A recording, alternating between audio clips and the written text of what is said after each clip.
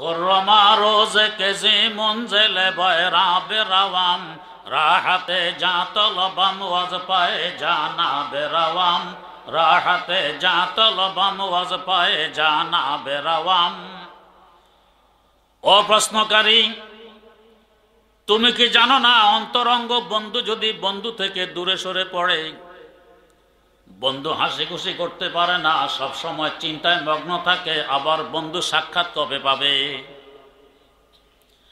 আমি আমার বাস্তব বন্ধু আল্লাহ রাব্বুল আলামিন থেকে অনেক দূরে সরে আছি চিন্তায় সব সময় ব্যস্ত থাকি কবে আবার সাক্ষাৎ ঘটবে और प्रश्नकारी नजरे कर दम के गरा यद बसारे ईद में रोजे नजर कर दम के गरा यद बसारे ईद में रोजे तादर माय का दशा दान गजल खाबे रवाम तादर माय का दशा दान गजल खाबे रवाम ओ प्रश्नकारी আমার খুশির দিন তো হবে ওই দিন যেদিন আমার মাটির দেহ মাটিতে পড়ে থাকবে আমার রূহ দেহ ত্যাগ করে আমার বাস্তব বন্ধু আল্লাহ রাব্বুল আলামিনের সাথে সাক্ষাতের লক্ষ্যে উড়ে চলবে ওই দিন হবে আমার খুশির দিন ও প্রশ্নকারী ওই খুশির দিনের লক্ষ্যে এখন থেকে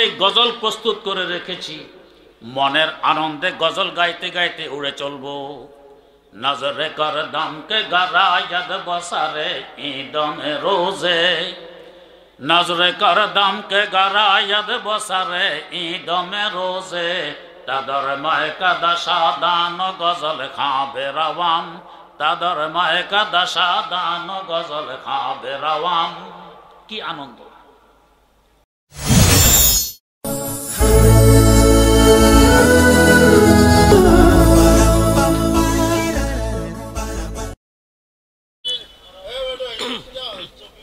نحمده ونستعينه ونستغفره ونؤمن به ونتوكل عليه ونعوذ بالله من شرور أنفسنا ومن سيئات أعمالنا من يهده الله فلا مضل له ومن يضلله فلا هادي له ونشهد أن لا إله إلا الله وحده لا شريك له ونشهد أن سيدنا ونبينا ومولانا محمدا عبده ورسوله أرسله بالحق بشيرا ونذيرا وداعيا إلى الله بإذنه وسراجا منيرا صلى الله تعالى عليه وعلى آله وأصحابه وسلم تسليما كثيرا أما بعد فأعوذ بالله من الشيطان الرجيم بسم الله الرحمن الرحيم أينما تكونوا يدرككم الموت ولو كنتم في بروج مشيدة صدق الله مولانا العظيم اللهم صل على سيدنا محمد وعلى آل سيدنا محمد كما صليت على سيدنا إبراهيم وعلى آل سيدنا إبراهيم إنك حميد مجيد اللهم بارك على سيدنا محمد وعلى آل سيدنا محمد كما باركت على سيدنا إبراهيم وعلى آل سيدنا إبراهيم إنك حميد مجيد الله رب العالمين ارشاد ফরমান তোমরা যেখানেই থাকো না কেন মওত তোমাদেরকে ধরে ফেলবে যদিও তোমরা মজবুত কিল্লায় আশ্রয় গ্রহণ করে থাকো মওত আমাদের সকলকে ধরবে তবে বুঝার বিষয় কেন ধরবে মওত আমাদের ক্ষতির জন্য আমাদেরকে ধরবে না, বরং আমাদেরকে আমাদের আদি বাসস্থান চির শান্তিনিকেতন জান্নাতে পৌঁছানোর জন্য ধরবে।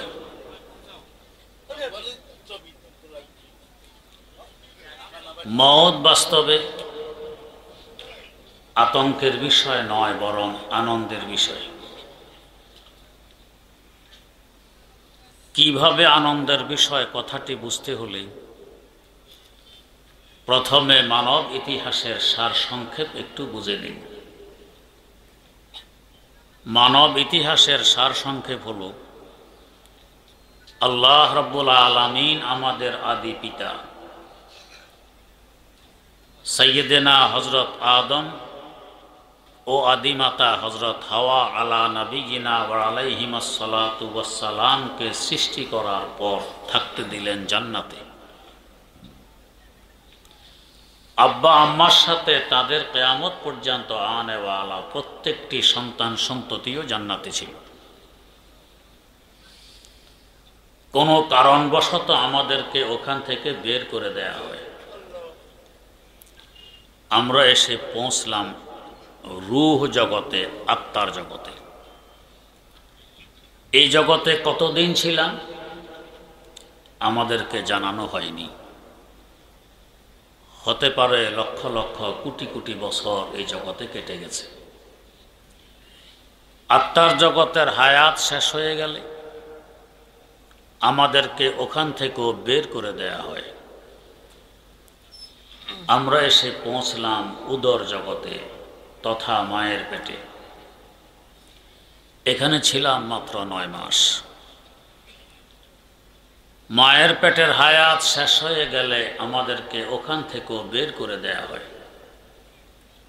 আমরা পদার্পণ করলাম বিশ্ব জগতে, আকাশের পেটে। এখানে কতদিন থাকব আমাদের জানা নেই। 1 সেকেন্ডও হতে পারে, 100 বছরও হতে পারে। এখানের হায়াতের সমাপ্তি ঘটলে আমাদেরকে এখান থেকেও বের করে দেয়া হবে। আমরা গিয়ে পৌঁছব কবর জগতে। কবর জগতে কতদিন থাকতে হবে শুধু এতটুকু জানানো হয়েছে যে কিয়ামত পর্যন্ত থাকতে হবে। তবে কিয়ামত কোন সনে অনুষ্ঠিত হবে তা আমাদেরকে জানায়নি। হতে পারে কবর জগতেও লক্ষ লক্ষ কোটি কোটি বছর কেটে যাবে। কবর জগতের হায়াত শেষ হয়ে গেলে আমাদেরকে ওখান থেকেও বের করে দেয়া হবে। আমরা সকলে সমবেত হব একটি বিশাল মাঠে, যাকে হাসর মাঠ বলা হয়। এখানে অবস্থান করতে হবে 50,000 বছর।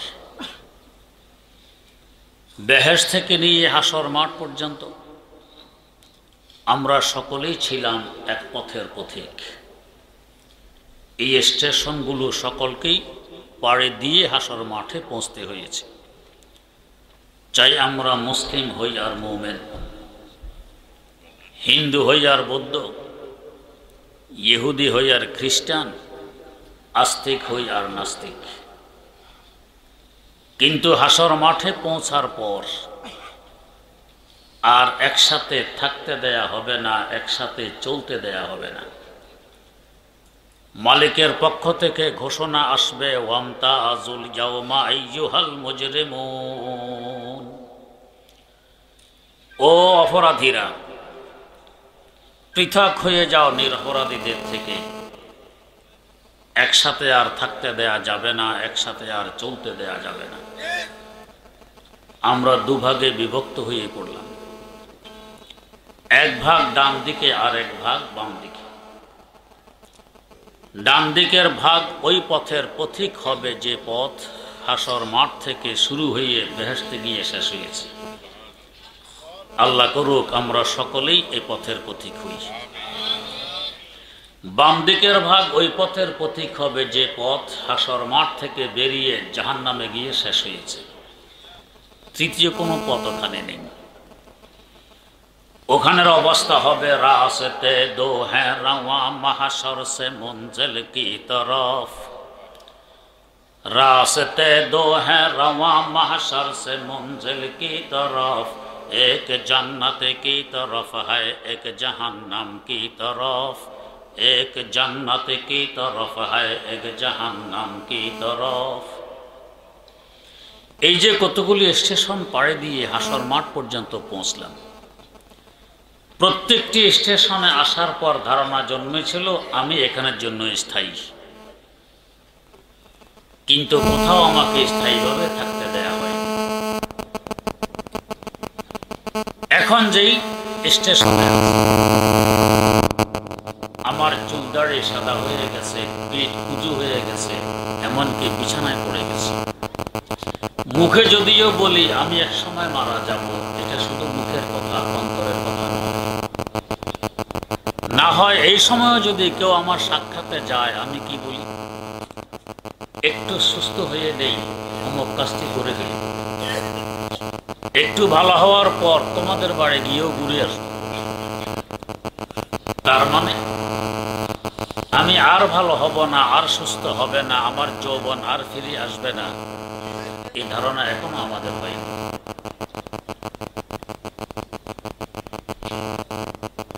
যদি মনে আসাও যে আমি হয়তো আর বাঁচবো না, মারা যাব, তারপরও মনে মনে আশা অন্তত আরো বছর 10 তো লাস্টিং। 10 বছর শেষ হয়ে গেলে আরো 10 বছরের যোগ নেই।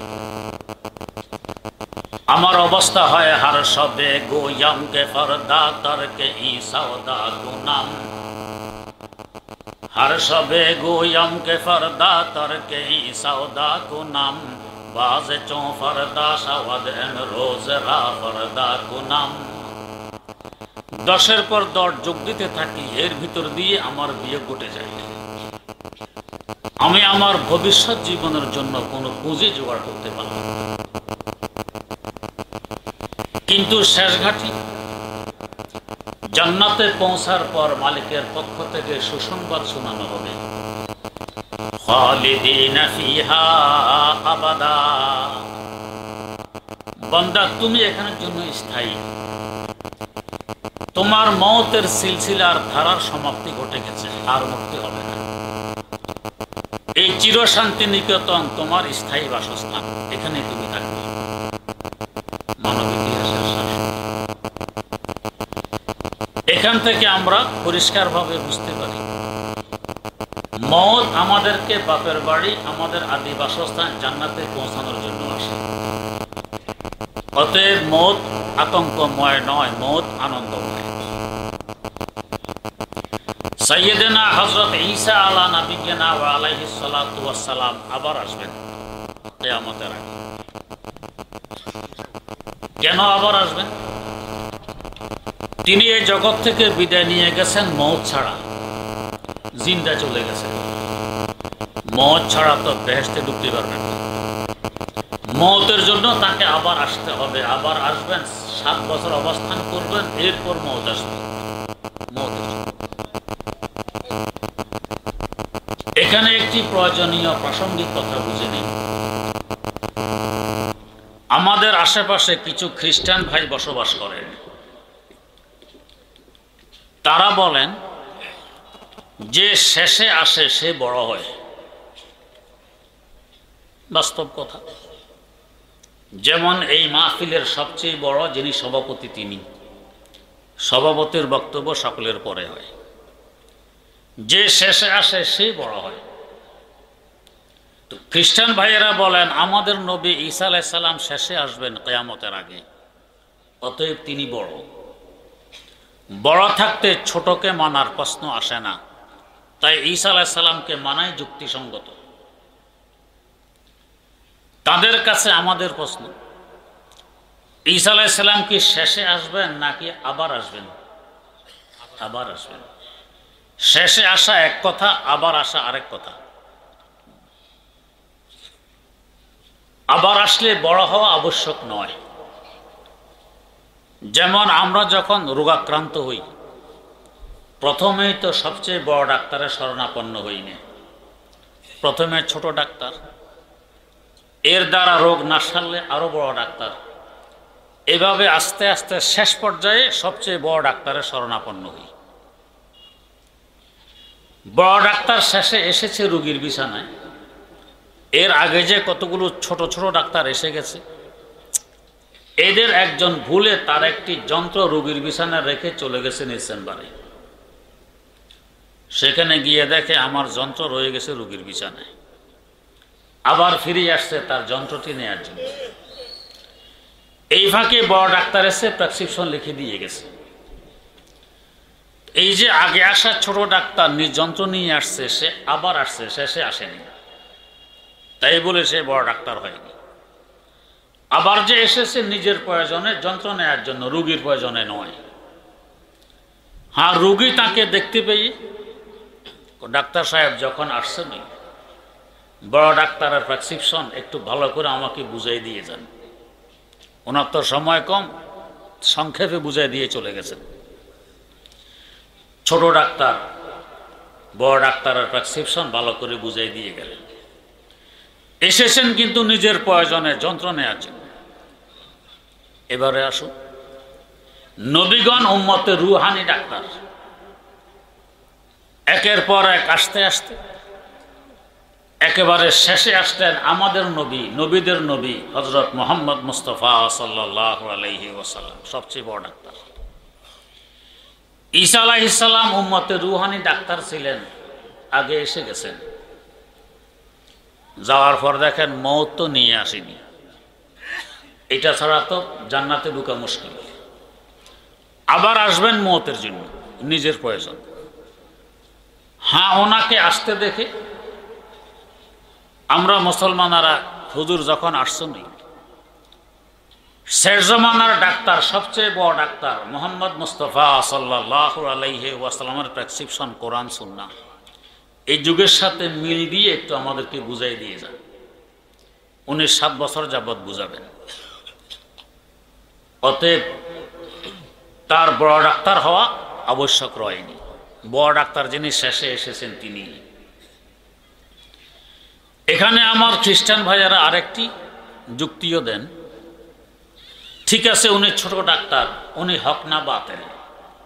আমাদের কি আকীদা? হক, সত্য নবী। হক হলে মানলে অসুবিধা কি? যখন সত্য এবং হক, তো ওনাকে মানি, সমস্যা কি? সমস্যা হলো একটি দৃষ্টান্তের মাধ্যমে বোঝার চেষ্টা করি। আমরা যেদিন জন্মগ্রহণ করেছি ওই দিনও আমাদেরকে একটি জামা পরানো হয়েছিল, বেশির থেকে বেশি 1 বিঘত লম্বা। যখন আমাদের বয়স 3 মাস, এখন জামা হয়ে গেছে 1.5 বিঘত লম্বা। যখন 3 বছর, এখন জামা হয়ে গেছে 1 হাত লম্বা। যখন 6 বছর, এখন জামা 2 হাত লম্বা। যখন 12 বছর, 2.5 হাত লম্বা। 30 বছর, এখন আমার জামা 3 হাত লম্বা। এরপরে মানুষের দৈহিক বাড়তি শেষ হয়ে যায়, আর বাড়ে না।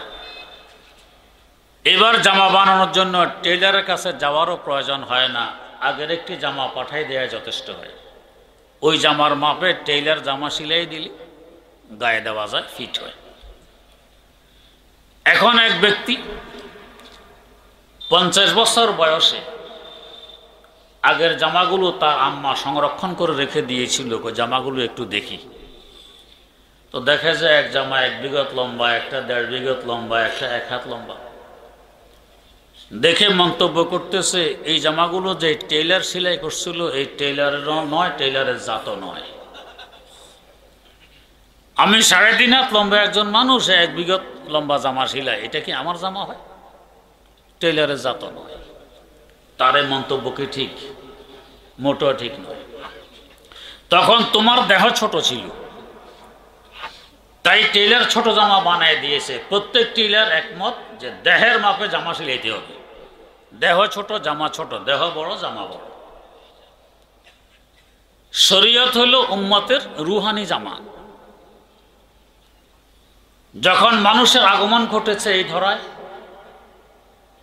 রুহানি জামা সিলানেওয়ালা আদম আলাইহিস সালামের আগমন ঘটেছে। বয়স কম, রুহানি দেহ ছোট, ছোট্ট শরীয়ত দিয়ে গেছেন রুহানি জামা। আস্তে আস্তে মানুষের বয়স বাড়তেছে, শরীয়ত বাড়তেছে, রুহানি জামাও বাড়তেছে। শেষমেশ আমাদের নবী, শেষ নবী, নবীদের নবী মুহাম্মদুর রাসূলুল্লাহ সাল্লাল্লাহু আলাইহি ওয়াসাল্লামের আগমন ঘটল। এই উম্মতে রুহানি বাড়তি শেষ, আর বাড়বে না। 30 বছর পর্যন্ত মানুষের দেহ একটু একটু বাড়ে, এরপরে আর বাড়ে না। শেষ জমানার নবী আসা পর্যন্ত রুহানি দেহ বাড়তেছিল, এখন বাড়তি শেষ, এটা আর বাড়বে না। তিনি শেষ মাপের জামা দিয়ে গেলেন, শরীয়তে ইসলামিয়া, মা আনা আলাইহি ওয়া আসহাবি। এই মাপ চলবে কিয়ামত পর্যন্ত, আর বেশ কম হবে না। এবারে আসুন, যদি ওই লোকটাকে জিজ্ঞেস করা হয় তোমার প্রথম দিনের জামা ওইটাও সঠিক ছিল দেহ ছোট হওয়ার কারণে, 3 মাস বয়সের জামা এটাও সঠিক ছিল, 6 বছরের জামা এটাও সঠিক ছিল, সব সঠিক ছিল। ও যদি বলে সকল জামা যখন সঠিক, টেইলারও সঠিক, তো ওই জামাটা এখন গায়ে দিই। 1 বছর বয়সের জামা, 1 দিন বয়সের জামা এখন গায়ে দিতে চাইলে পারবে? গলার সিঁদুর দিয়ে হাতও ডুববে না। এখন বেশির থেকে বেশি ব্যবহার করতে চাইলে নাক মুছতে পারবে, নাক মুছে ফেলে দিবে, এছাড়া আর কোনো কাজে লাগবে না। স্মৃতি হিসাবে রেখে দিলে মাঝে মধ্যে খুলে দেখবে এটা আমার প্রথম দিনের জামা, এটা 3 মাস বয়সের জামা, ব্যবহার করার উপযোগী রয়নি। তেমনি ভাগে আগের জমানার নবী সব হক ছিলেন, তাদের শরীয়ত হক ছিল, সত্য ছিল, কিন্তু তখন রুহানি দেহ ছিল ছোট। হক হওয়া সত্ত্বেও এখন যদি এটা ব্যবহার করতে যায় রুহানি দেহে ফিট হবে না, রুহানি দেহ বড় হয়ে গেছে। জোর করে ফিট করতে চাই চিড়ে যাবে, ফিট হবে না। বেশির থেকে বেশি স্মৃতি হিসাবে রেখে দেয়া যাবে, এটা তাওরাত, এটা ইনজিল, এটা জাবুর, মাঝে মধ্যে দেখার জন্য, ব্যবহার উপযোগী রয়। তারপরও জোরপূর্বক ব্যবহার করতে চাইলে কেমন হবে? এক বেটা টেইলারের কাছে গেছে জামা সিলাইতে, মাপজোপ দিয়ে আধা পথে ফিরার পথে আধা পথে যখন আসে মনে পড়ে একটু কাপড় তো বাঁচতেও পারে। টেইলার তো কিছু বলল না, একটি টুপি যদি হয় মন্দ কি। আবার ফিরে গেছে। টেইলার সাহেব, কি জামা সেলানোর পর কি একটি টুপি সেলাই করা যাবে? কই জি যাবে। তাহলে জামার সাথে একটি টুপিও সেলাই করে দিবেন। আচ্ছা। ফিরার সময় আধা পথে আসার পরে আবার ওই কথা মনে, টেইলার তো কিছু বলল না, টুপি তো দুটিও হইতে পারে, কাপড় চুরি করার বুদ্ধি। আবার ফিরে এসে বলতেছে, টেইলার সাহেব জামা সিলাইয়ের পর কি 2টি টুপি সেলাই করা যাবে? কয় জি যাবে। তাহলে টুপি 2টি সেলাই করে দিবেন। আচ্ছা।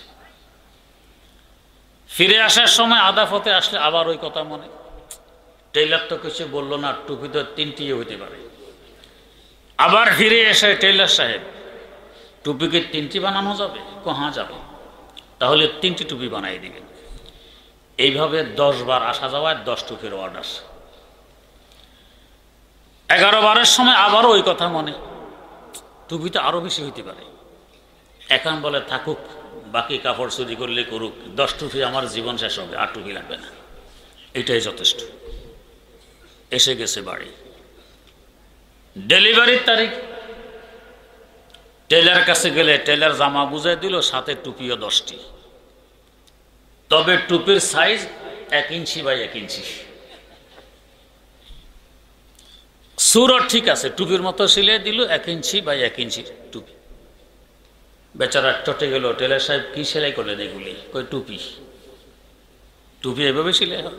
দেখা না টুপির যে সুরত, সেই সুরতে তো সেলাই করছি। তো করছেন তো ঠিক আছে, এটা কি আমার মাথায় লাগবে? কই জি মাথায় লাগবে। আমার মাথায় এত বড় আর 1 ইঞ্চি বা 1 ইঞ্চি টুপি মাথায় লাগবে? কি বলতেছেন? মাথা লাগার বুদ্ধি আছে। কি বুদ্ধি? সুতার মধ্যে টুপিগুলো গেথে ঘরের দুয়ারে ঝুলাই রেখে দিবেন।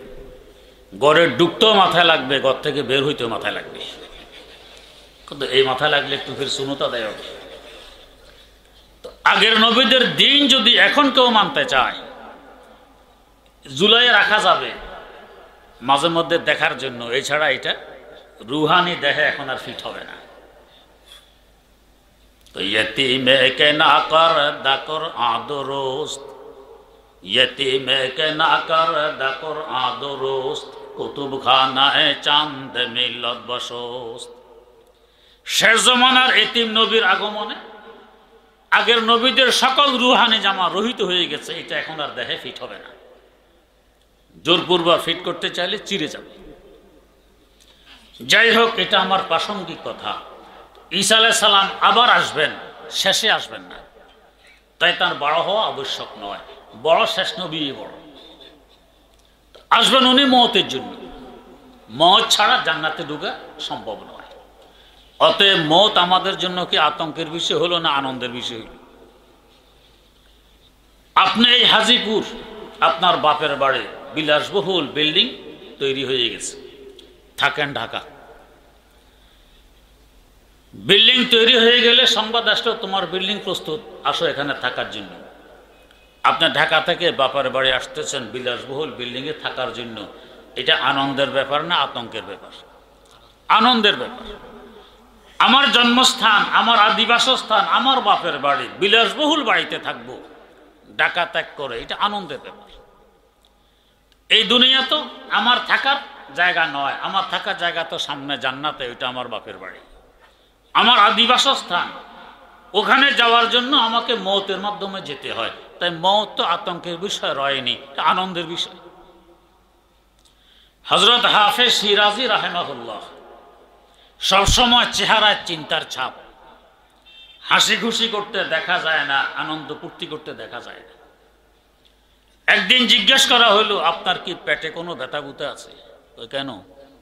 সবসময় দেখি চিন্তিত, রং তামাশা করেন না, হাসি খুশি করেন না।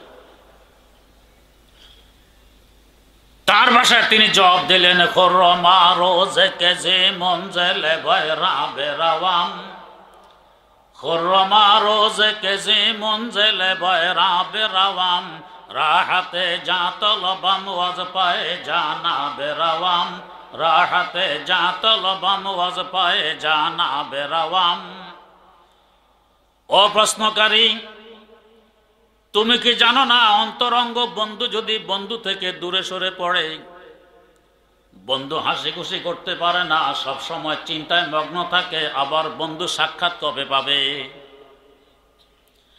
আমি আমার বাস্তব বন্ধু আল্লাহ রাব্বুল আলামিন থেকে অনেক দূরে সরে আছি, চিন্তায় সব সময় ব্যস্ত থাকি, কবে আবার সাক্ষাৎ ঘটবে?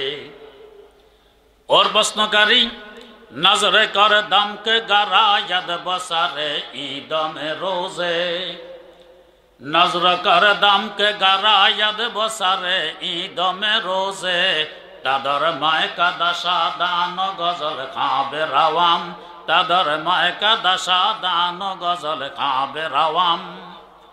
ओ प्रश्नकारी, আমার খুশির দিন তো হবে ওই দিন যেদিন আমার মাটির দেহ মাটিতে পড়ে থাকবে, আমার রূহ দেহ ত্যাগ করে আমার বাস্তব বন্ধু আল্লাহ রাব্বুল আলামিনের সাথে সাক্ষাতের লক্ষ্যে উড়ে চলবে, ওই দিন হবে আমার খুশির দিন। অপ্রশ্নকারী, ওই খুশির দিনের লক্ষ্যে এখন থেকেই গজল প্রস্তুত করে রেখেছি, মনের আনন্দে গজল গাইতে গাইতে উড়ে চলবো। नजरे कर दम के गरा यद बसारे ईद में रोजे, नजरे कर दम के गरा यद बसारे ईद में रोजे, तादर माय का दशा दान गजल खाबे रवाम, तादर माय का दशा दान गजल खाबे रवाम। की आनंद! शेखुल हदीस अल्लामा ज़करिया रहमतुल्लाह अलैह लिखेছেন तारीख माशाइख चिश्त नामक किताबे, हजरत खाजा मोइनुद्दीन अजमीरी रहमतुल्लाह अलैहिर दादा पीरेर पीर खाजा मौदूद चिश्ती रहमाहुल्लाह इंतेकाल करेছেন প্রায় 1000 বছর আগের কথা। গোসল হয়ে গেছে, কাফন পরানো হয়ে গেছে, কবর খনন হয়ে গেছে, জানাজার নামাজও শেষ। এখন লোকেরা খাট কাঁধে নিবে, কবরস্থানে পৌঁছবে, 3 জন মানুষ কবরে নামবে, লাশ কবরস্থ করবে, এতটুকু সময় সামনে বাকি আছে।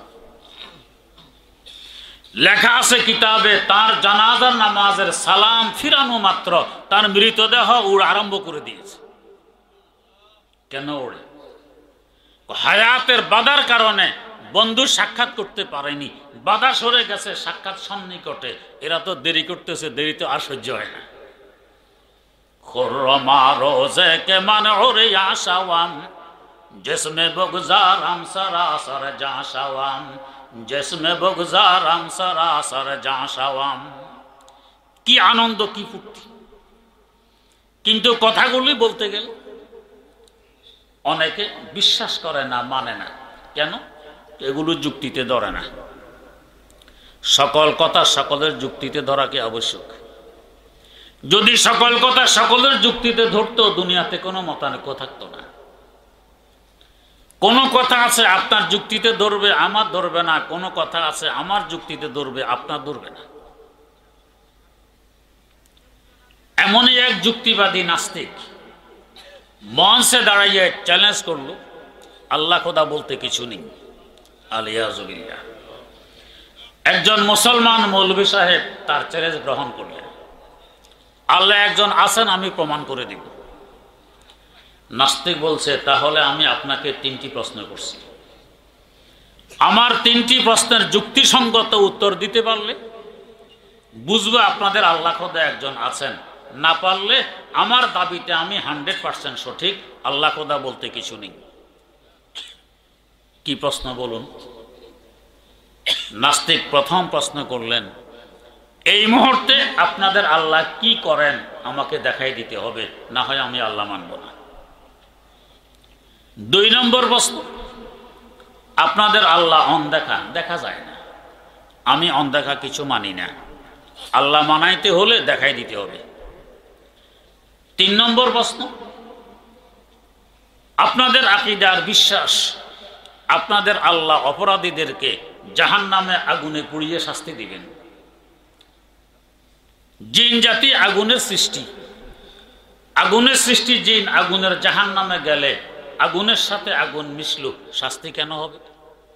মাটির সাথে মাটি মিশলে তো শাস্তি হয় না, পানির সাথে পানি মিশলে শাস্তি হয় না, বাতাসের সাথে বাতাস মিশলে শাস্তি হয় না, তো আগুনের সাথে আগুন মিশলে শাস্তি কেন হবে? 3টি প্রশ্ন সামনে আসার পর মুসলমান মৌলভী সাহেব একটি ইট হাতে নিয়ে নাস্তিকের মাথায় মারলেন। নাস্তিক হাকিমের কাছে গিয়ে বিচার প্রার্থী হয়। অমুক মুসলমান মৌলভীর সাথে আমার অঙ্গীকার ছিল, আমি তাকে 3টি প্রশ্ন করব। তার আমার সাথে অঙ্গীকার ছিল, তিনি আমার প্রশ্নগুলোর যুক্তিসঙ্গত উত্তর দিবেন। আমি প্রশ্নগুলো করে আমার অঙ্গীকার পূরণ করেছি। তিনি অঙ্গীকার ভঙ্গ করলেন, উত্তর দিলেন না, উল্টা আমার মাথায় ইট মেরেছেন। আমি এখন ব্যথায় মারা যাচ্ছি, বিচার চাই। কোর্ট থেকে সমন জারি হলো হাজিরি দেয়ার মৌলভী সাহেবকে। তিনি কোর্টে যাওয়ার পথে যে ইটখানা নাস্তিকের মাথায় মেরেছিলেন, ইটখানা হাতে করে নিয়েই কোর্টে উপস্থিত হলেন। সাক্ষী মুখির প্রয়োজন নেই, ইট নিজেই সাক্ষী। হাকিম সাহেব জিজ্ঞেস করলেন, মৌলভী সাহেব, এই ভদ্রলোকের আপনার সাথে অঙ্গীকার ছিল, তিনি আপনাকে 3টি প্রশ্ন করবেন, সত্য কিনা? হ্যাঁ সত্য। আপনার তার সাথে অঙ্গীকার ছিল, আপনার তার 3টি প্রশ্নের যুক্তিসঙ্গত উত্তর দেবেন, সত্য কিনা? হ্যাঁ সত্য। উনি প্রশ্নগুলো করে অঙ্গীকার পূরণ করেছেন কিনা? হ্যাঁ করেছেন। তাহলে আপনি কেন তার প্রশ্নের উত্তর দিলেন না, অঙ্গীকার ভঙ্গ করলেন? উল্টা তার মাথায় ইট মারলেন, বেচারা এখন ব্যথায় মারা যাচ্ছে, ব্যাপার কি? মুসলমান মৌলভী সাহেব বললেন, আমি অঙ্গীকার ভঙ্গ করিনি, তার 3টি প্রশ্নের যুক্তিসঙ্গত উত্তর দিয়েছি। কোথায় উত্তর? উত্তর আমার ইট মারার ভিতরে। ইট মারার ভিতরে উত্তর, বুঝিয়ে বলুন। মৌলভী সাহেব বলেন যে, দেখুন, তার প্রথম প্রশ্ন ছিল, আমার আল্লাহ এই মুহূর্তে কি করেন তাকে দেখাই দিতে হবে। আমার আল্লাহ এই মুহূর্তে আমার মতো একজন মৌলভীর হাতে তার মাথায় ইট মারাইছেন, এটা দেখাই দিলেন। এখন এই কাজটি করছেন। 2 নম্বর প্রশ্ন ছিল, আল্লাহ অনদেখা, তিনি অনদেখা কিছু বিশ্বাস করেন না। বিশ্বাস করাইতে হলে আল্লাহকে দেখাই দিতে হবে। তিনি যে বলছেন তিনি ব্যথায় মারা যাচ্ছেন, ব্যথা তো অনদেখা, আমরা তো ব্যথা দেখি না, ব্যথা মানব না। ব্যথা মানাইতে হলে দেখাই দিতে হবে। দেখানো ছাড়া যদি ব্যথা মানতে পারে, দেখানো ছাড়া আল্লাহ মানতে সমস্যা কোথায়? 3 নম্বর প্রশ্ন ছিল আগুনের সৃষ্টি জিন আগুনের জাহান্নামে গেলে আগুনের সাথে আগুন মিশলেও শাস্তি কেন হবে? আমার প্রশ্ন, এই নাস্তিক মাটির সৃষ্টি, ইটখানাও মাটির তৈরি, মাটির তৈরি ইট, মাটির সৃষ্টি নাস্তিকের মাথায় লাগলে মাটির সাথে মাটি মিশলেও ব্যথা কেন হবে? মাটির সাথে মাটি মিশলে যদি ব্যথা হতে পারে, আগুনের সাথে আগুন মিশলেও শাস্তি হতে পারে। মুসলমান মৌলভী সাহেব তো যুক্তিতে ধরেছে, নাস্তিকে তো ধরেনি। আখিরাতের কথা, কবর জগতের কথা, আরেক জগৎ যুক্তিতে না ধরাই স্বাভাবিক। মায়ের পেটের শিশুকে যদি বলা হয় বেটা তুমি এখানের জন্য স্থায়ী নও, এখানে থাকতে পারবে মাত্র 9 মাস, এরপর এমন এক বিশাল জগতে পদার্পণ করবে যে জগতের মহাশূন্য দিয়ে রকেট এবং প্লেন উড়াউড়ি করে, যে জগতের স্থলপথ দিয়ে রেলগাড়ি এবং বাস দৌড়াদৌড়ি করে, যে জগতের জলপথ দিয়ে স্টিমার এবং লঞ্চ চলাচল করে, এমন এক বিশাল জগতে পদার্পণ করবে। মায়ের পেটের সন্তান জীবনে বিশ্বাস করবে? সে বলবে এগুলো সব পাগলের পালা। আমি হাত পা গুছিয়ে বসে আছি, কোনো প্রকার হাত পা লম্বা করার জায়গা পাই না, আর তুমি রকেট উড়ার কথা, রেলগাড়ি দৌড়ার কথা আর স্টিমার চলার কথা বলছো, সব পাগলের পালা। মায়ের পেট থেকে বেরিয়ে আসার পর এখন দেখবে যে প্রলাপ ছিল না, বাস্তব ছিল। তো তখন কেন প্রলাপ মনে হয়েছে? ওইটা আরেক জগৎ, এটা আরেক জগৎ। এমনকি এক জগতে থাকা অবস্থায় তো এক এলাকার কথা আরেক এলাকার যুক্তিতে ধরে না। যেমন আমরা বসবাস করি স্থল জগতে, কিছু প্রাণী বসবাস করে জল জগতে, পানিতে। স্থলের কিছু কিচ্ছা কাহিনী যদি পানিতে যারা বসবাস করে, মাছ ইত্যাদি, এদেরকে শোনানো হয়, এরা জীবনে বিশ্বাস করবে? একবারটা বড়শি ফেলেছে দিঘিতে মাছ ধরার জন্য। দিঘি বোঝেন তো? খালি বড়শি ফেললে মাছ ধরে? বড়শির উপরে আটার কাই, ময়দার খামির কিংবা বল্লা ভেমরুলের টোবের আবরণ দিয়ে বড়শি ফেলতে হয়। ফেলার পর দূর থেকে একটি বড় কাতল মাছ দ্রুত গতিতে আসতেছে বড়শির দিকে। আসার পথে ছোট্ট একটি পুঁটি মাছের সাথে সাক্ষাৎ ঘটে। কাতলের গতি অসাধারণ দ্রুত দেখে পুঁটি জিজ্ঞেস করছে, কাতল ভাই এত দ্রুত গতিতে কোথায় যাও? কাতল বলে, ওই যে খাবার দেখা যায় ওইটা খাইতে যাই। পুঁটি বলছে, ভাই তোমার পায়ে ধরি, যতটুকু এসেছো এসেছো, ফিরে যাও, সামনে গিয়ে বিপদের সম্মুখীন হইও না, জীবন হারাইও না। কাতল জিজ্ঞেস করে, কোথায় বিপদ? পুঁটি বলছে, যেখানে খাবার দেখতেছো এখানেই বিপদ। আমি দেখতেছি সুস্বাদু গ্রানযুক্ত খাবার, গ্রান পেয়ে তো আমি আসতেছি, ধোঁকা দিয়ে আমাকে ফেরত পাঠাইয়ে নিজে খাওয়ার বুদ্ধি। পুঁটি বলছে, কাতল ভাই এই বিষয়ে তুমি কোনো লেখাপড়া করো না, তুমি এই বিষয়ে অজ্ঞ। আমি কিন্তু এই বিষয়ের একজন মৌলবী, যথেষ্ট লেখাপড়া করেছি। এটা আসলে খাবার নয়। আমি দেখতেছি খাবার, তুমি বলো খাবার নয়।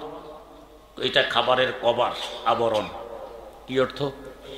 আবরণের ভিতরে একটি লোহার বাঁকা কাঁটা আছে, কাঁটার এক মাথায় আর একটি উল্টো কাঁটা আছে, অপর মাথায় সুতা বাঁধা আছে, সুতার মাথায় ছাট বাঁধা আছে, ছাটের মাথায় একজন মানুষ ধরে বসে আছে। কাতল জিজ্ঞেস করে, থাকলে কি হবে? তুমি এই খাবারের আবরণকে খাবার মনে করে মুখে তুলে গিলা মাত্র উপরওয়ালা টের পাবে। টের পেলে কি হবে? টের পেলে সে বড়শি টান মারবে। টান মারলে কি হবে? টান মারলে লোহার বাঁকা কাটা তোমার গালে বিঁধবে। কাতল জিজ্ঞেস করে, লোহার বাঁকা কাটা গালে বিঁধলে কি হবে? পুঁটি বলে, ব্যথা হবে, ব্যথা। কাতল বলে, ব্যথা আবার কি? এর আগে কখনো তো কাঁটা গালে বেঁধেনি, অভিজ্ঞতা নেই, তাই জিজ্ঞেস করে ব্যথা আবার কি? হযরত সাদি বলেন, আয়ে সাহেরে তোরা নানে জবি হোসনা নুমায়াদ, আয়ে সাহেরে তোরা নানে জবি হোসনা নুমায়াদ, মাশুকে মানাস আকে বনজ দিকে তুজেস্তাস্ত, হৌরান বেহেশতি ये दोज़ख बुआ दाराफ, az dozakhia purske araf beheshtast, az dozakhia purske araf beheshtast। জান্নাত জাহান্নামের মধ্যবর্তী ওয়াল, একে বলা হয় আরাফ, কোটি কোটি কিলোমিটার চওড়া। এখানে জান্নাত থেকে একটু শান্তি আসে, জাহান্নাম থেকে একটু অশান্তিও আসে। হযরত সাদি বলেন, এখানে যদি জান্নাতের কোনো হুরকে নিয়ে আসা হয়, এরা বলবে ইন্না লিল্লাহ, আমাদেরকে জাহান্নামে নিয়ে এসেছে। পক্ষান্তরে কোনো জাহান্নামীকে এখানে আনলে এরা স্বস্তির নিঃশ্বাস ফেলবে আর বলবে আলহামদুলিল্লাহ, এতদিনে জান্নাত পেলাম। এক জায়গায় দুই রকম মন্তব্য। বেহেশতের হুর পূর্ণ শান্তিতে আছে, জাহান্নামের অশান্তির অভিজ্ঞতা নেই। জাহান্নামী পূর্ণ অশান্তিতে আছে, বেহেশতের পূর্ণ শান্তির অভিজ্ঞতা নেই। তাই হুর অল্প অশান্তিকে জাহান্নাম ভাবে, আর জাহান্নামী অল্প শান্তিকে জান্নাত মনে করে। কাতলের অভিজ্ঞতা নেই, ব্যথা কাকে বলে, তাই জিজ্ঞেস করে ব্যথা আবার কি। পুঠি জবাব দেয়, ব্যথা কি এটা বোঝানো যায় না, যখন শুরু হয় এমনিতেই বুঝে আসে। তারপর কি হবে? তারপর মুহূর্তের মধ্যে তুমি শুকনো জায়গায় পৌঁছে যাবে। সেখানে পৌঁছলে কি হবে? সেখানে পৌঁছলে দেখবে তোমার শ্বাস নিঃশ্বাস সরে না, তুমি ছটফট ছটফট করছো, তোমার মুখ দিয়ে তাজা রক্ত বেরিয়ে আসছে। তারপর কি হবে? তারপর দেখবে হঠাৎ তোমার কল্লা এবং লেজ যেন কার মুঠির ভিতরে ঢুকে গেছে, ছটফট করার আর সুযোগ বাকি থাকবে না। তারপর কি হবে? তারপর দেখবে তোমার নিচে একখানা দাঁড়ালো বঠি কিংবা দাও দাঁড়াই আছে। কাতল জিজ্ঞেস করে, দাও বঠির এখানে কি কাজ? দাও বঠির প্রথম কাজ তোমার দেহের আঁশ আর চামড়াগুলো কষে ফেলে দেয়া, দ্বিতীয় কাজ তোমাকে খণ্ড বিখণ্ড করে ফেলা। তো তারপর কি হবে? তারপর তোমার এই খণ্ডগুলো টুকরোগুলো ডুলা খলয় কিংবা গামলায় রেখে পুকুরের ঘাটে অথবা কলের গোড়ায় নিয়ে আছাড়তে আছাড়তে তোমার সব ঘোলা পানি বের করে ফেলবে। তারপর কি হবে? তারপর তোমার এই টুকরোগুলোতে হলুদ, লবণ ও মরিচ মাখা হবে। কাটা ঘায়ের মধ্যে যদি লবণ মরিচ মাখা যায়, কি আরামের আরাম। তারপর কি হবে? তারপর দেখবে ওদের চুলায় দাউ দাউ করে আগুন জ্বলছে, উপরে একটি লোহার কড়াই বসানো আছে, এর ভিতরে গরম অতিরিক্ত তেল টকবক টকবক করছে। কাতল বলে, গরম তেল টকবক করলে আমার কি আসে আর যায়? কই না, এই গরম তেলে তোমার এক একটি টুকরো ঢেলে দিয়ে বাজি করা হবে, বাজি। তারপর কি হবে? তারপর দেখবে বড়শিওয়ালার ঘরের সদস্যরা বর্তন নিয়ে তোমার অপেক্ষায় বসে আছে। আমার সাথে সাক্ষাতের অপেক্ষা? কয় হ। সাক্ষাতের ধরনটি কেমন হবে? ধরন হবে এদের প্রত্যেকের হাতে 5 কাঁটাওয়ালা কাঁটা চামচ আছে, এই কাঁটা চামচ দিয়ে তোমার কাঁটাগুলো থেকে গোশতগুলো পৃথক করে ফেলবে। তারপর কি হবে? তারপর তোমার কাঁটাগুলো কুকুর বিড়াল চিবিয়ে খাবে, আর গোশতগুলো সদস্যরা চিবিয়ে খাবে, যাদের প্রত্যেকের মুখের ভিতরে 32-32টি করে লোহার ন্যায় শক্ত দাঁত আছে। তারপর কি হবে? তারপর ওরা তোমাকে গিলে ওদের পেটের ভিতরে ঢুকিয়ে ফেলবে। তারপর কি হবে? সেখানে ঢুকলে দেখবে একটি মেশিন ফিট করা আছে, যাকে হজমি শক্তি বলা হয়। এই মেশিনে তোমাকে চুরমার করে পায়খানা বানায় ফেলবে। তারপর কি হবে? তার একদিন পর তুমি ওদের পিছনের রাস্তা দিয়ে পুনরায় বেরিয়ে আসবে। বের হওয়ার কথা শুনে কাতল অট্টহাসি মারে আর বলে, তাহলে সমস্যা কিসের? বেরিয়ে এসে 2-4 লাফ দিলে তো আবার দিঘিতে পৌঁছতে পারবো। মধ্যখানে বিনা টিকিটে বিনা খরচে কত দেশ দুনিয়ার সফর হবে, কত শহর বন্দর দেখা হবে, সমস্যা কিসের? পুঠি বলে, না, দেশ দুনিয়ার সফর হবে না, শহর বন্দরও দেখা হবে না। তাহলে কি হবে? তার 1-2 দিন পর তুমি মাটি হয়ে যাবে, তোমার অস্তিত্ব আর খুঁজে পাওয়া যাবে না। খাবার সামনে রেখে ধৈর্য আর কতক্ষণ ধরা যায়? কাতল বলে, 4 আনার মোল্লা পুঁটি, তোমার ওয়াজ নসিহত শেষ হয়েছে? তিরস্কার করে। তিরস্কারের পরে পুঁটি হাত জোড় করে কাকতি মিনতি করে ফেরানোর চেষ্টা করে, কাতল ভাই আমাকে ভুল বুঝতেছ, শত্রু ভাবতেছ, আমি তোমার শত্রু নয়, শুভাকাঙ্ক্ষী। এখনো হাত জোড় করে বলছি, ফিরে যাও, সামনে গিয়ে বিপদের সম্মুখীন হইও না, জীবন হারাইও না। কাতল চোখ রাঙ্গা করে, দাঁত কিরমির মেরে পুঁটিকে অবজ্ঞা করে দ্রুত গতিতে এগিয়ে গিয়ে বড়শি মুখে তুলে গিলা মাত্র উপরওয়ালা টের পেয়ে বড়শি টান মারছে। লোহার বাঁকা কাঁটা কাতলের গালে বিঁধে গেছে, এখন হাড়ে হাড়ে টের পায় ব্যথা কাকে বলে। মুহূর্তের মধ্যে কাতল পৌঁছে গেছে শুকনো জায়গায়। সেখানে পৌঁছে দেখে শ্বাস নিঃশ্বাস সরে না, ছটফট ছটফট করছে, মুখ দিয়ে তাজা রক্ত বেরিয়ে আসছে। হঠাৎ দেখে তার কল্লা এবং লেজ যেন কার মুঠের ভিতরে ঢুকে গেছে। ছটফট করার সুযোগটি আর বাকি রইল না। এখন দেখে নিচে ধারালো বটি দাঁড়াই আছে। এক কথায় পুঁটি যা কিছু বলেছিল একের পর এক সব ঘটে চলছে। কাতল এখন চোখের পানি ছাড়ে, কাঁদে আর পুঁটিকে স্মরণ করে, হায় রে পুঁটির কথা কেন শুনলাম না, যদি শুনতাম এ বিপদের সম্মুখীন হতাম না। কিন্তু দিন গেলে কাঁধে ধীরে বসে, তোর কাঁদা কেউ শুনবে না। এখন কানলে কি লাভ হবে, সময় তো চলে গেছে। তেমনি ভাবে দুনিয়ার কাফের মুশরিক মুরতাদার নাস্তিকের গোষ্ঠীরা দ্রুত গতিতে চলছে জাহান্নামের পথে। এই উম্মতের আলেম সমাজ ফিরানোর চেষ্টা করে কাকুতি মিনতির সাথে। ধিক্কার দেয়, তিরস্কার করে, ও 4 আনার মোল্লা, আজ থেকে 50 বছর পূর্বে লক্ষ লক্ষ কিলোমিটার দূর চন্দ্রে পৌঁছে গেছি আমরা। পৃথিবী থেকে 8 কোটি কিলোমিটার দূর মঙ্গল গ্রহে পৌঁছার আর সামান্য বাকি আছে। রকেট যোগে পৃথিবীর চতুর্দিক একবার ঘুরে আসতে পারি মাত্র 17 মিনিট লাগে। কত সময় মহাশূন্যে কাটাইলাম, আযাব ও গজবের ফেরেশতাদের সাথে তো কখনো সাক্ষাৎ ঘটল না। জাহান্নামের আগুনের তাপ দেহে অনুভব হইল না। ফেরেশতাদের লোহার ডান্ডার পিটুনির আওয়াজ কানে পৌঁছল না। ও 4 আনার মোল্লা, পাগলের প্রলাপ কেন বকছো? তুমি কি জানো না আমি স্বাধীন জগতের স্বাধীন চেতনার মানুষ? আমার স্বাধীনতায় হস্তক্ষেপের অধিকার তো তোমার নেই, 4 আনার মোল্লার নেই। তুমি তোমার কাজে যাও, আমাকে স্বাধীনভাবে আমার কাজ করতে দাও। এত তিরস্কারের পরেও আলেম সমাজ হাত জোড় করে চোখের পানি ছাড়ে, ফেরানোর চেষ্টা করে। এদিকে রাতের অন্ধকারে তাহাজ্জুদের পর মাওলার দুয়ারে সেজদায় পড়ে চোখের পানি ছাড়ে। ও মাওলা, তোমার এই বান্দাকে আমার সাধ্য অনুপাতে ফেরানোর চেষ্টা করেছি। বান্দার কলব তুমি মাওলার কুদরতি হাতে, দয়া মায়া করে তার কলবটা একটু তোমার দিকে ফিরায় দাও না। বছর জুড়ে কলবই কারে তোরা, কলব হাকালে তোফাইলে মুস্তাফা, কলব হাকালে তোফাইলে মুস্তাফা। নাস্তিকেরা আলেম সমাজকে 4 আনার মোল্লা বলে গালি দিয়ে, তিরস্কার করে, চোখ রাঙ্গা করে, দাঁত কিরমি মেরে স্বাধীন জীবন যাপন করেছে। দেখতে না দেখতে উপরওয়ালা বর্ষি টান মারলেন। সাকারাতুল মউত তথা মৃত্যু যন্ত্রণা আরম্ভ হয়ে গেছে।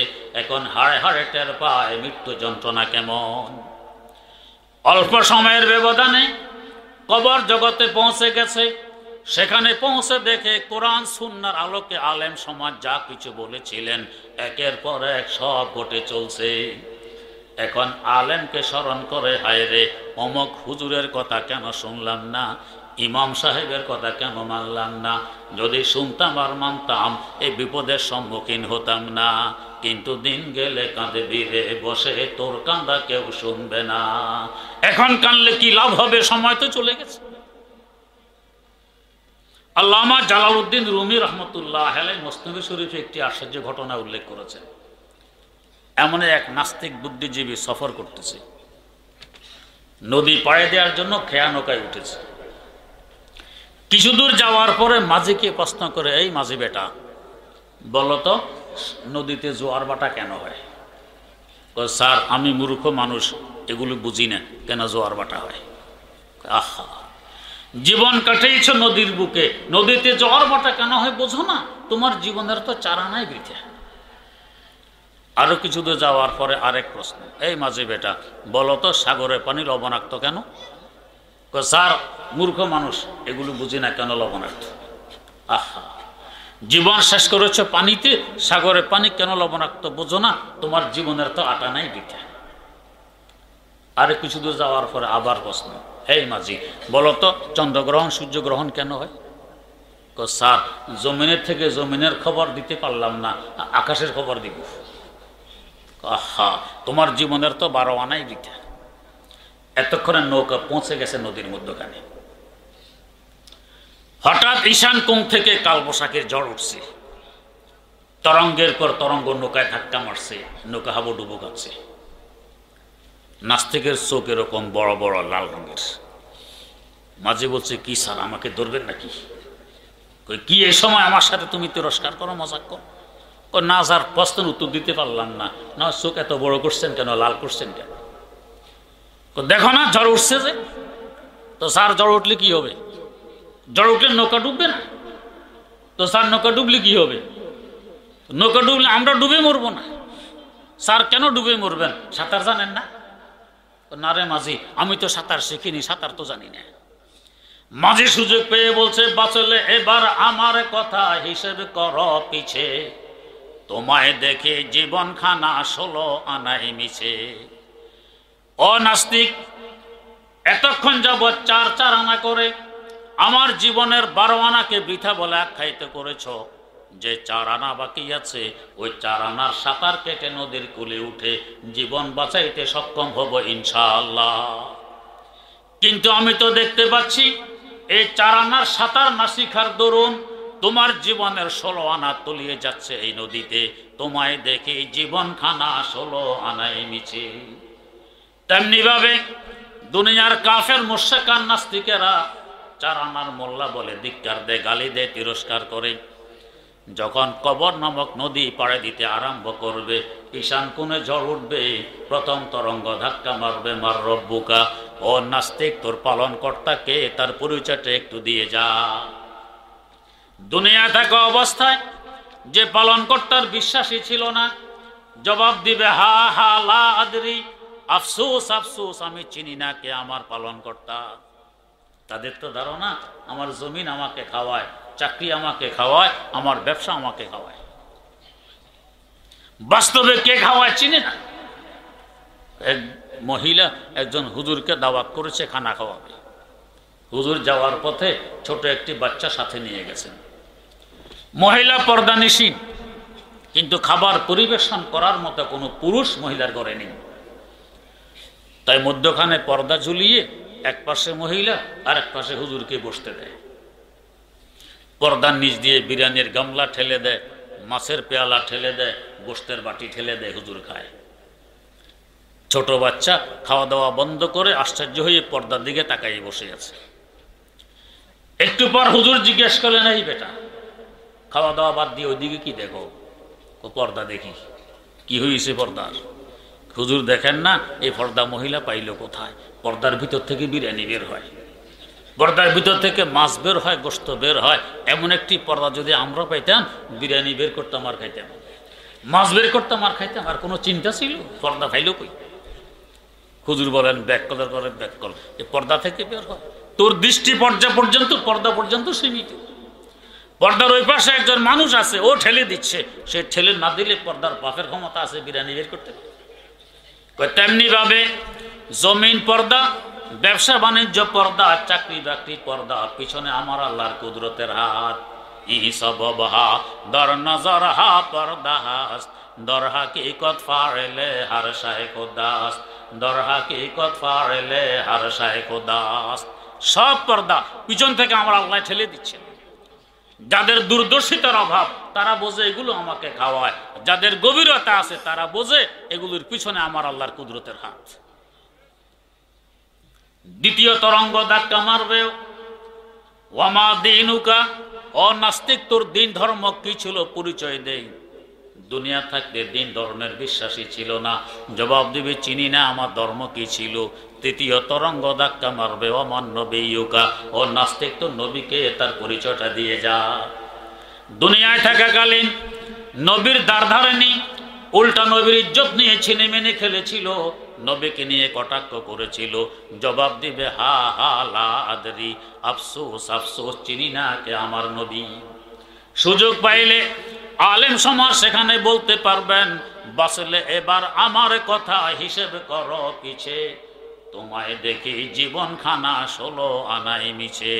ও নাস্তিক, দুনিয়ায় থাকাকালীন 4 আনার মোল্লা বলে গালি দিতে, এই 4 আনার ইমান দিয়ে সাঁতার কেটে কবর নামক নদী পাড়ে দিয়ে আমার আদি বাসস্থান চিরশান্তি নিকেতন বাপের বাড়ি জান্নাতে পৌঁছতে সক্ষম হব ইনশাআল্লাহ। কিন্তু এই 4 আনার ইমান না শিখার দরুন আমরা তো দেখতে পাচ্ছি তোর জীবনের 16 আনা এক কবর নামক নদীতে তলিয়ে যাচ্ছে, তোমায় দেখে জীবন খানা 16 আনাই মিছে। যুক্তিতে দরুক না দরুক, দুটা চোখ বন্ধ হবে, তারপরে দেখবে সত্য না অসত্য। যেই মাদ্রাসার উদ্যোগে আপনারা এখানে এসেছেন, এই মাদ্রাসাগুলো এই জন্য যাতে মানুষের মন আনন্দময় হয়, আতঙ্কময় না হয়। আল্লাহ রাব্বুল আলামিন আমাদেরকে সহি বুঝার তৌফিক দান করুন। সুবহানাল্লাহি ওয়া বিহামদি, সুবহানাকাল্লাহুম্মা ওয়া বিহামদিক, আশহাদু আল্লা ইলাহা ইল্লা আনতা, আস্তাগফিরুকা ওয়া আতুবু ইলাইক।